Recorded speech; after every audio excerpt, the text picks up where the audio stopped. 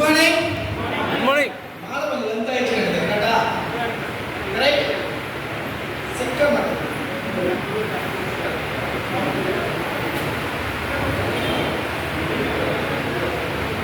Okay. Good morning to all. Good morning. Super, சந்தோஷம், மகிழ்ச்சி, ரொம்ப பெருமையா இருக்கு, ரொம்ப அருமையா இருக்கு. உங்க அனைவருமே இந்த நிகழ்ச்சியில இந்த இடத்துல சந்திக்கிறேன். கண்டிப்பா உங்களுடைய இந்த சில மணி நேரங்களை என்னுடைய கார் டெலிவரி ஃபங்க்ஷன் இந்த நிகழ்ச்சிக்காக ஒதுக்கியதுக்காக உங்க எல்லோருக்குமே ஒரு பெரிய கைத்தட்டல் கொடுத்துடலாமா?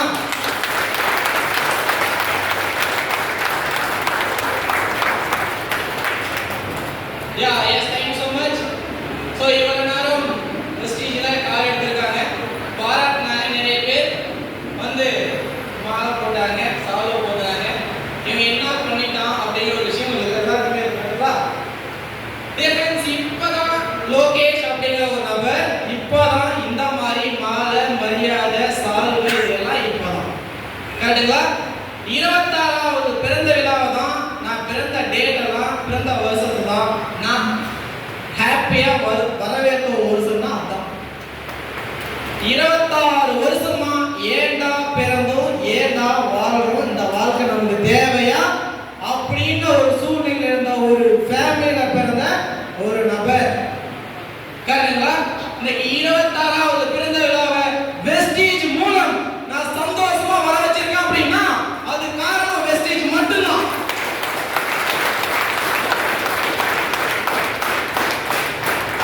அப்ப வெஸ்டீஜ் முன்னாடி உங்க லைஃப் நல்லா இல்லையா? நல்லாவே இல்லை. நல்லா இருந்துச்சு, நல்லா இருக்கும்னு தான் நினைச்சோம். இன்னைக்கு எங்க அப்பா அம்மாவோட கனவு அவங்க இங்க தான் நிக்கிறாங்க.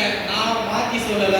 அவங்களுடைய அதிகபட்ச ஆசை எது இருந்துச்சுன்னா நான் விவசாயம் பார்த்தா, நான் மாடு மேய்ச்சேன், என் பிள்ளைங்களுக்கு அந்த கஷ்டம் வரக்கூடாது, அவங்க மேலும் மேலும் ஏதோ ஒரு தொழிலை பண்ணி ஏதோ ஒரு படிச்சு நல்ல ஒரு வேலைக்கு போய் நல்லபடியா வாழ்ந்துட்டா போதும் அப்படிங்கிற ஆசை அவங்களுக்கு இருந்தது. அவ்வளவுதான் கரெக்டுங்களா? அப்பா அம்மா சொன்ன வார்த்தையை கேட்டு நானும் படிச்சேன், படிச்சு டிகிரியும் முடிச்சேன். எதுக்குன்னு தெரியல கரெக்டுங்களா? பிகாம் டிகிரி படிச்சு முடிச்சுட்டு வெளியே வரும்போது தான் தெரியுது அந்த டிகிரிக்கு நீ எந்த ஒரு வேல்யூமே இல்லை அப்படிங்கிறது கரெக்டுங்களா? இன்னைக்கு எங்க அப்பா அம்மாவுடைய ஆசை என் பிள்ளை படிச்சா நல்ல வேலைக்கு போயிடுவான், வேலைக்கு போயிட்டான்னா அவன் லைஃப் செட்டில் ஆயிடும், அதுக்கப்புறம் நம்மளாம பத்திரமா பார்த்துப்பான் அப்படிங்கிற ஆசை. நான் பிகாம் டிகிரி முடிச்சுட்டு வெளியே வரும்போது வேலை இல்லை, அந்த டிகிரிக்கு எந்த ஒரு வேலையும் இல்லை, அப்படியே வேலை கிடைச்சாலும் 10,000 8,000 வருமானம் தராங்க, என்ன பண்றதுன்னு தெரியாம வீட்டில் வந்து சொல்லும்போது வீட்டில் சந்தோஷம் இருக்குமா? சந்தோஷம் இருக்குமா? இருக்காது. அவங்க எவ்வளவு ஆசையா படிக்க வச்சிருப்பாங்க கரெக்டுங்களா? சரி என்ன பண்றதுன்னு தெரியாம அந்த டிகிரி படிக்க வைக்கிறதுக்கு சாதாரண விஷயம் இல்லைங்க. இன்னைக்கு நெல்லுக்குந்தி அப்படிங்கிற ஒரு கிராமம், ஒரு மலை கிராமம், ஆடு மாடு மேய்ச்சிக்கிட்டு விவசாயம் பார்த்துட்டு எங்க அப்பா அவரோட லைஃப் ரன் பண்ணாரு. சில ஆடு மாடுகளை விட்டு தான் அந்த டிகிரியும் படிக்க வச்சாரு. என்னோட பையன் வாழ்க்கை மாறி இருக்கு கரெக்டுங்களா? அவருடைய கஷ்டம் நாங்க முன்னேறணுங்கிறதுக்காக, ஆனா அவர் அந்த ஆசையை நான் ஃபுல்ஃபில் பண்ணுங்கிறதுக்காக நானும் படித்தேன், படிச்சு முடிச்சுட்டு டிகிரியும் முடித்தேன். ஆனா அதுக்கப்புறம் மேற்கொண்டு படிக்க வைக்கிறது என்கிட்ட வசதிங்கிறது எங்க அப்பா அம்மாட்ட இல்லை. என்ன பண்றதுன்னு தெரியல. நிறைய வேலைக்கு போக ஆரம்பிச்சேன். ஏன்னா வேலை கிடைக்கணும்னா வாழாம இருக்க முடியுமா? வாழ்ந்துதான் ஆகணும் கரெக்டுங்களா? கார வேலை பிகாம் முடிச்சுட்டு கார வேலை அந்த சர்டிஃபிகேட் அந்த வேலை கொடுத்தாங்க கரெக்டுங்களா? அதுக்கப்புறம் 100 மில் கம்பெனிக்கு வேலை கொடுத்தாங்க கரெக்டுங்களா? அதுக்கப்புறம் சூப்பர்வைசரா ஒரு கம்மி அந்த படிச்ச படிப்புனா கம்மி வேலைக்கு ஒரு வேலைக்கு போயிருந்தேன். அதையும் தாண்டி வீட்டில் எந்த வேலையுமே செட் ஆகாம நான் படிச்ச படிப்புக்கு எனக்கு சாட்டிஸ்ஃபைடு இன்கம் இல்லாம நான் படிச்ச படிப்புக்கு தான் வேலைக்கு போவேன்னு நான் தேடி பார்த்த விஷயம் கிடைக்காம ஆனதாச்சு போனது போச்சு. இனி நமக்கு எந்த வேலையும் செட் ஆகுறதில்ல, நமக்கும் அப்பா தொழில் தான் லாக்கின்னு சொல்லிட்டு வீட்டில் போயிட்டு விவசாயம் பார்த்து மாடு மேய்ச்சிட்டு இருந்தாங்க கரெக்டுங்களா? அப்போ அவ்வளோ ஆசையா நம்ம படிச்சு முடிச்சோம், நல்ல வேலைக்கு போயிடுவோம், ஏதோ நம்ம லைஃப் வந்து அடுத்த கட்டம் அப்பாவை தாண்டி அடுத்த கட்டம் உயர்ந்துடும் அப்படிங்கிற ஆசை.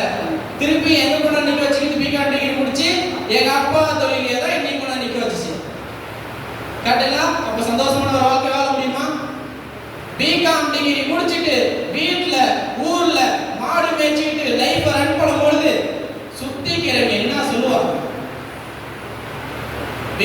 டிகிரி படிச்ச அப்படின்னு சொன்னாங்க.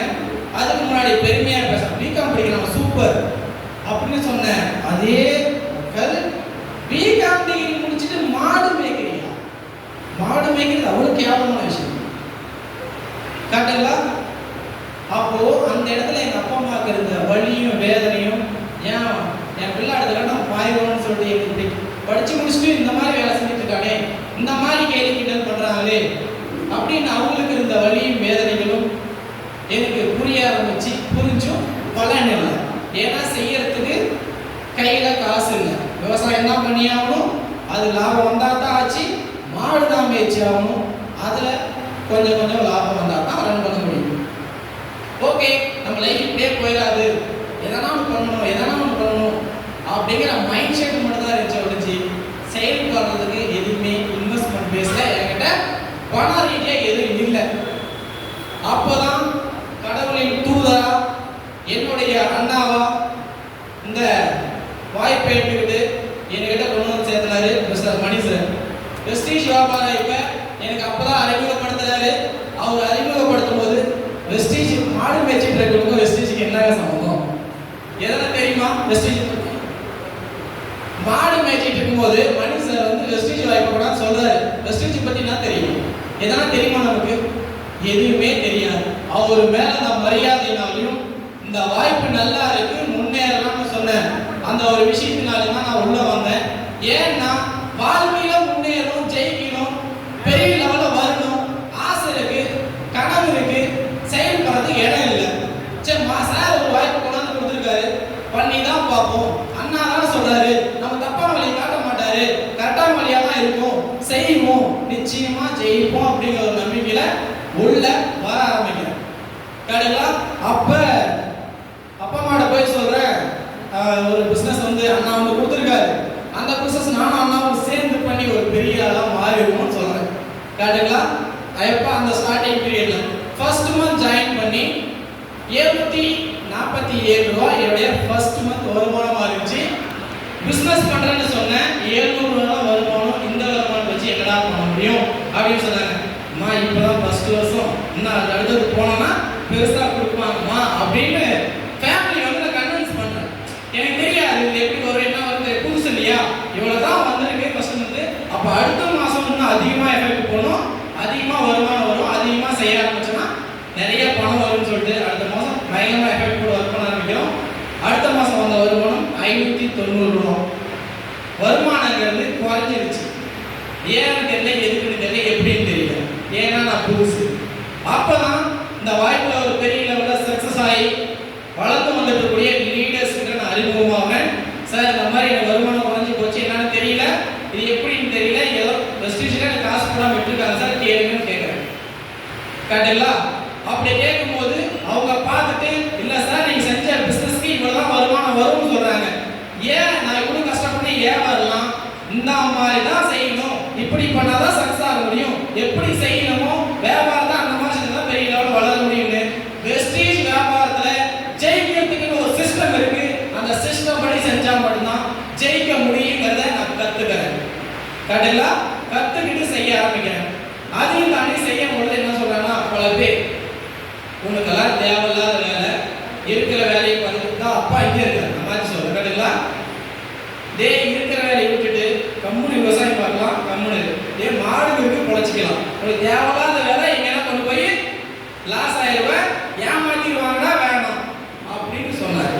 கரெக்டுங்களா? உனக்கெல்லாம் சார் சரிப்பட்டு வராது, உன்னால ஜெயிக்க முடியாது, நீ உன்னால வளர முடியாது, நம்ம ஏதோ இருக்கிற இடம் தெரியாம இருந்துட்டு போயிருந்தா அப்படிங்கிற மாதிரி எங்க அப்பா சொன்னாரு. ஆனா எனக்கு இதுல புரிஞ்ச விஷயம் என்னன்னா, இந்த வாய்ப்புல ஜெயிச்சவங்க நான் பார்த்தேன். சல்மான் சாரை பார்த்தேன், கிருஷ்ணமார் சாரை பார்த்தேன், சதீஷ் சாரை பார்த்தேன், பவுல் சாரை பார்த்தேன். எல்லாருமே பெரிய லெவல்ல சம்பாதிச்சு தான் ஜெயிச்சிருந்தாங்க. அவங்களுக்கும் வெஸ்டீஜ் வியாபாரம் சேம் இதே மாதிரி தான் கிடைச்சிருக்கு. இன்னைக்கு இந்த உலகத்துல ஒரு மனிதனால செஞ்ச விஷயத்தை இன்னொரு மனிதனால செய்ய முடியாத எதுவுமே கிடையாது. ஒரு மனிதனா பிறந்த ஒருத்தர் செஞ்சிருக்காரு அப்படின்னா என்னால ஏன் முடியாது, நான் செய்வேன், என்னாலையும் ஜெயிக்க முடியும் அப்படிங்கிற நம்பிக்கை எனக்குள்ள வந்துச்சு.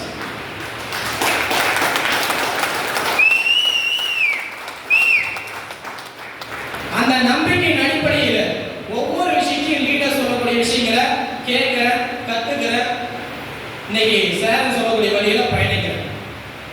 நான் தோத்தவங்க பேச்சை கேட்கலங்க, ஜெயிச்சவங்க பேச்சை கேட்டதுனால இங்க நிற்கிறேன்.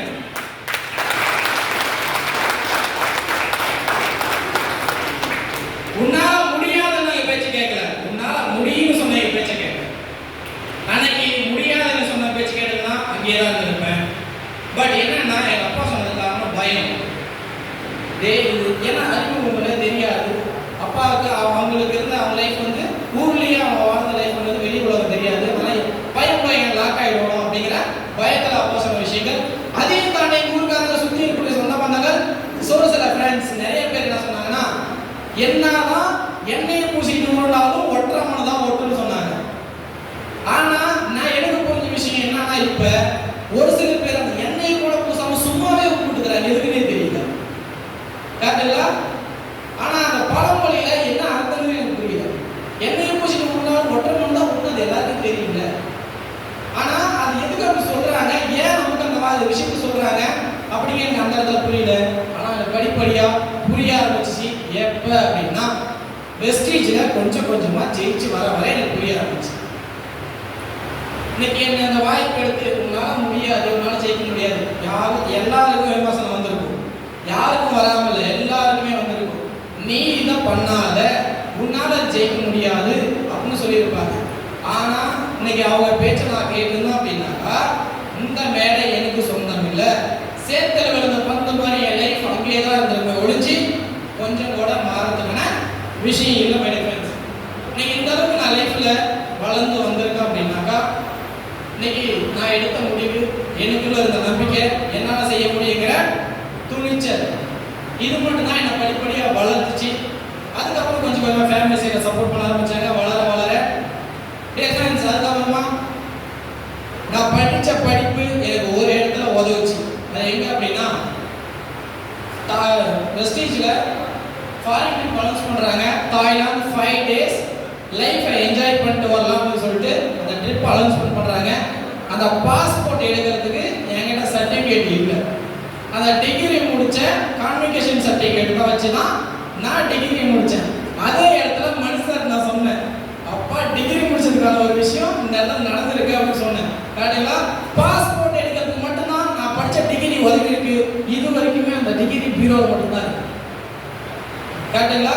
அந்த டிகிரி அந்த இடத்துல சப்போர்ட் பண்ணுச்சு. அது எதுக்காக? வெஸ்டீஜ்ல ஃபாரின் போகிறதுக்காக. இன்னைக்கு பாஸ்போர்ட்டே இல்லாதவங்க ஃபாரின் போக முடியும்னா அது வெஸ்டீஜால தான் சாத்தியம்.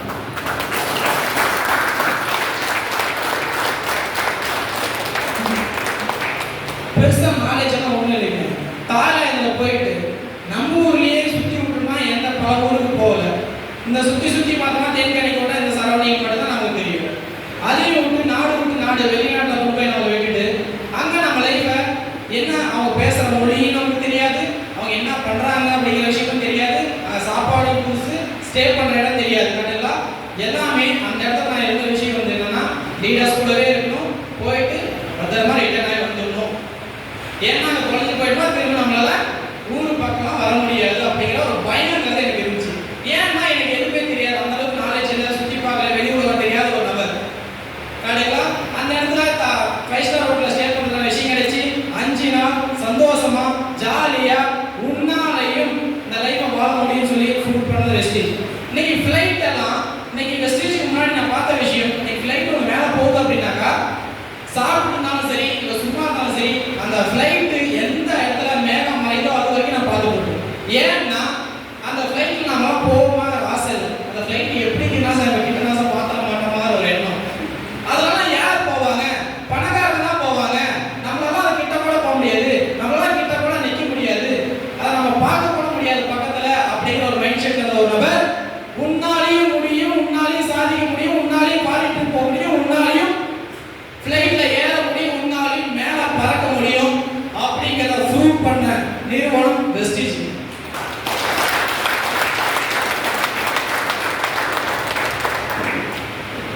கரெக்டுங்களா? நீங்க அதையும் தாண்டி அங்கே என்ஜாய் பண்ணிட்டு சந்தோஷமா லைஃப்ல ரன் பண்ணிட்டு தெரியும். நான் ரிட்டர்ன் ஆகிறேன் ஊருக்கு. படிப்படியாக அந்த வாய்ப்பை நிறைய பேர் சொல்ல ஆரம்பிக்கிறேன். அப்ப கேட்கல, தாய்லாந்துக்கு போயிட்டு வந்ததுக்கப்புறம் பல நபர்கள் அந்த வாய்ப்பு கேட்க ஆரம்பிச்சாங்க. எல்லாம் ஜெயிக்க முடியுங்கிற நம்பிக்கை அவங்களுக்கு வர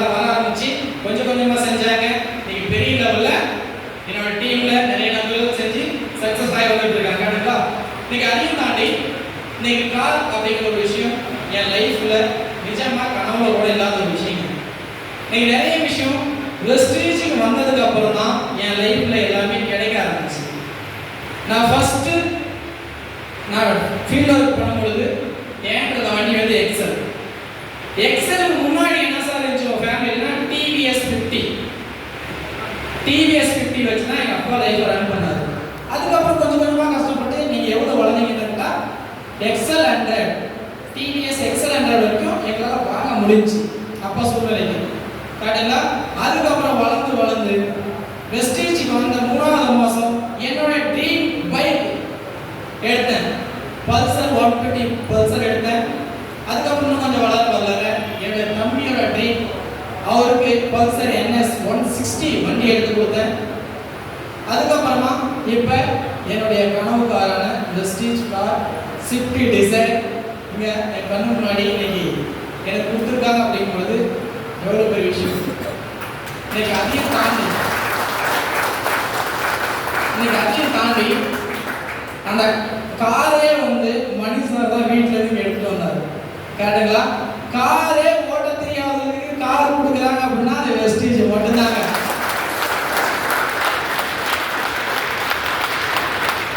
கேட்டுங்களா, பாஸ்போர்ட் இல்லாத ஃபாரின் கூட்டு போறதும் கார் ஓட்ட தெரியாத காரை கொடுக்கறதும் இந்த மாதிரி கொடுமைலாம் எங்க நடக்குதுன்னா வெஸ்டேஜ்ல மட்டும்தான் நடக்குது.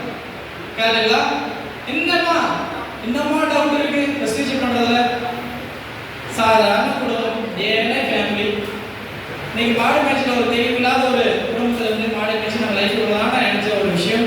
இன்னைக்கு வெஸ்டேஜ் வியாபாரம் செஞ்சு படிப்படியா வளர்ந்ததன் விளைவு என்னுடைய வாழ்க்கை வெஸ்டேஜ் இல்லை அப்படின்னா என் வாழ்க்கை இல்லைன்னு நான் சொல்லுவேன். வாழ்க்கையில முன்னேறதுக்கான வாய்ப்பு எப்பப்பெல்லாம் கிடைக்குதோ அப்ப நான் பயன்படுத்தணும். எனக்கு மனுஷர் கொண்டு அந்த வாய்ப்பை கொடுக்கும் பொழுது இந்த வாய்ப்பை பத்தி தெரியாது, நான் சாதிக்க முடியாது, என்னால் முடியாது நான் நினைச்சிருந்தேன்னா, இந்த வாய்ப்பு எனக்கு செட் ஆகாது நான் நினைச்சிருந்தேன்னா இன்னைக்கு என் லைஃப் இந்த அளவுக்கு மாறிடுமான்னு தெரியாது. கரெக்டுங்களா, இன்னைக்கு மாத வருமானம் 63,000 70,000 சம்பாதிக்க முடியாது. இன்னைக்கு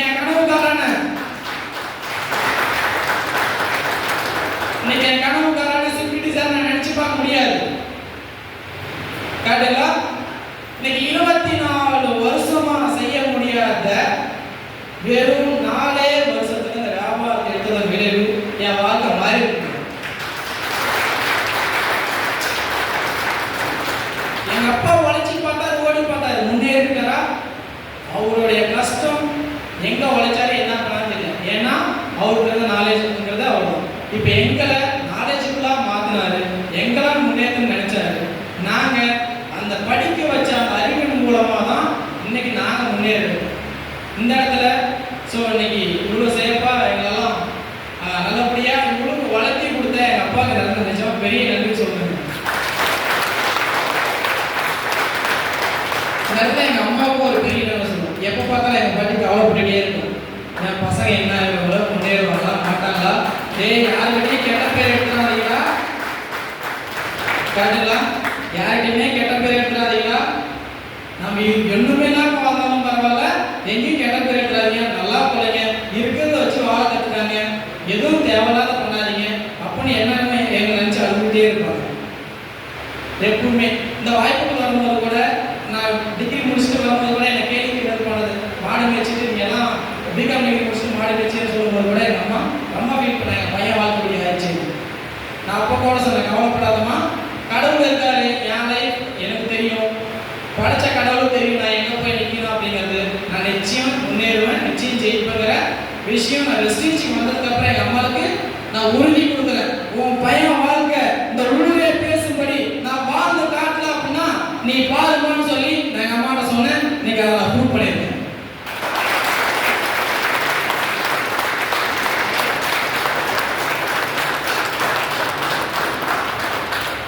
கேட்டீங்களா, இன்னைக்கு லைஃப்ல பெரிய விஷயம் ஒண்ணுமே இல்லைங்க.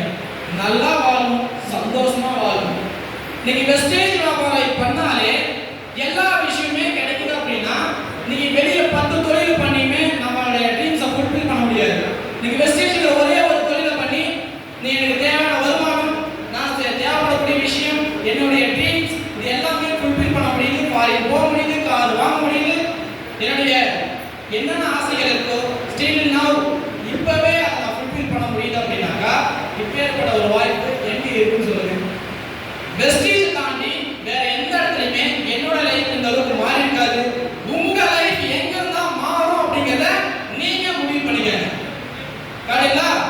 இன்னைக்கு என்னால ஒரு விஷயம் சாதிக்க முடியுது அப்படின்னா உங்களாலேயும் முடியும். இன்னைக்கு டிவிஎஸ் 50 இருந்து இன்னைக்கு கார் வரைக்கும் நாங்க வளர்ந்துருக்கோம் அப்படின்னாக்க வெஸ்டேஜ் மூலியமா இன்னைக்கு உங்களாலேயும் முடியும். கரெக்டா? இன்னைக்கு சாதாரண ஒரு பொருத்தப்பட்ட காரில் பறக்க முடியும்னா உங்களாலேயும் முடியும்.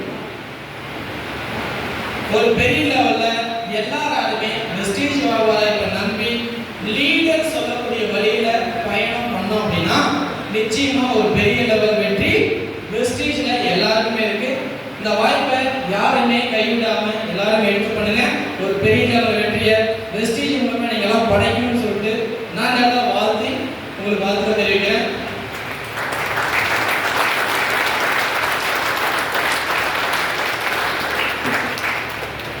அதே மாதிரி ரொம்ப சந்தோஷம் நீங்க எல்லாம் அந்த நிகழ்ச்சியில் வந்து கலந்துருக்கு. இந்த இடத்துல இந்த நிகழ்ச்சிக்காக கிட்டத்தட்ட 700 கிலோமீட்டர் 600 கிலோமீட்டர் தாண்டி வந்து இந்த நிகழ்ச்சிக்காக ஸ்பெஷலாக சீஃப் கெஸ்டாக வந்திருக்கக்கூடிய மிஸ்டர் டிவிஎஸ் பவுசர் என்னோட பெரிய நன்றி சொல்லிக்கிறேன். அதையும் தாண்டி மிஸ்டர் பிஎஸ் கிருஷ்ணன் சார் என்னோட நன்றி சொல்லிக்கிறேன். சதீஷ்குமார் சார் என்னோட நன்றி சொல்லிக்கிறேன். சல்மான் சார் என்னோட மிகப்பெரிய நன்றி சொல்லிக்கிறேன். மணி சாருக்கு இந்த இடத்துல இந்த நிகழ்ச்சியை பிரம்மாண்டமா ஒவ்வொரு விஷயத்தையும் சொல்லி கொடுத்து எங்கள் டீம் ஆர்கனைஸ் பண்ணி இந்த நிகழ்ச்சி நடக்கிறதுக்கு காரணம் வந்த மணி சாருக்கு நல்ல ஒரு பெரிய நன்றி சொல்லிக்கிறேன். Dear friends, thank you so much. இந்த வல்லமை பொருந்திய வெஸ்டேஜ் வியாபார வாய்ப்பு என்னுடைய வாழ்க்கையை எந்த அளவுக்கு மாற்றி இருக்கோ அதே போல உங்களுடைய வாழ்க்கையை ஒரு பெரிய லெவலில் மாற்றணும்னு சொல்லிட்டு வாழ்த்துறேன். Dear friends, வாழ்க வையகம்.